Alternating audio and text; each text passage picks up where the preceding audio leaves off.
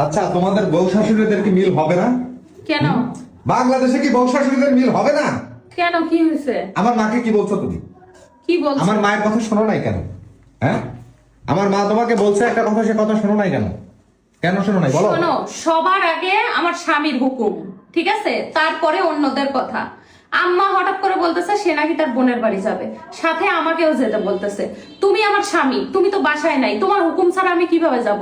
আমার হুকুম ছাড়া তুমি কোথাও যাবা না।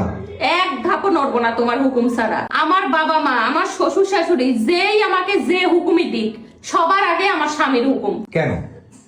কারণ বিয়ের পরে আমার কাছে আমার স্বামী সব। আমার অভিভাবক এখন শুধুমাত্র আমার স্বামী। আমার বাবা মাও না, আমার শ্বশুর শাশুড়িও না, তারা পরে। আগে আমার অভিভাবক আমার স্বামী। তো স্বামী ছাড়া বাবা মা কি, শ্বশুর শাশুড়ি কি তোমার অমঙ্গল চাইবে?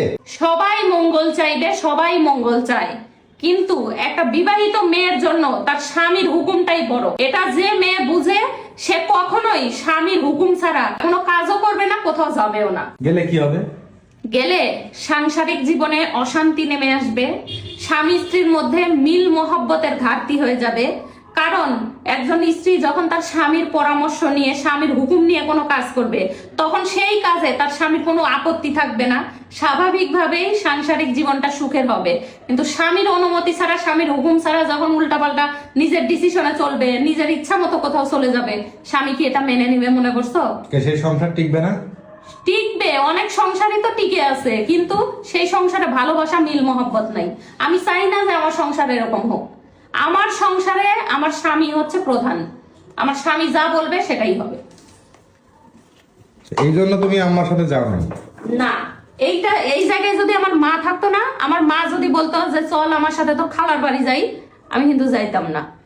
শুধুমাত্র শাশুড়ি বলছে জন্য যে যাই নাই, এমন না।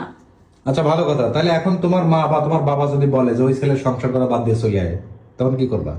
এটা কি মামা বাড়ির আবদার নাকি? আমার মা বাবা বললো আর আমি চলে গেলাম। আমার স্বামী ভালো, আমার স্বামী আমার সাথে কোনো খারাপ ব্যবহার করে না, অশান্তি করে না, আমি কেন আমার বাপ মায়ের কথা শুনে আমার স্বামীর সংসার ছেড়ে চলে যাব? বলবে যে ওই স্বামীর তো টাকা পয়সা নাই, তো ভালো জায়গায় বিয়ে দিবো, অনেক টাকা পয়সা লোকের সাথে বিয়ে দিব, তখন?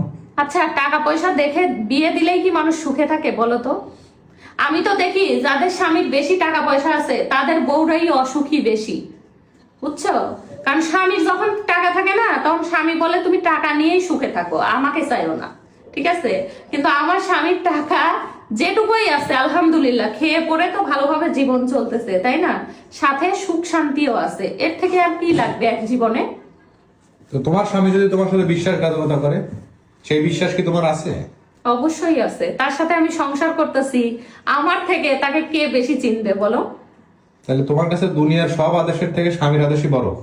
আমার কাছে দুনিয়ার সব আদেশ একদিকে, আর আমার স্বামীর হুকুম একদিকে, বুঝছো?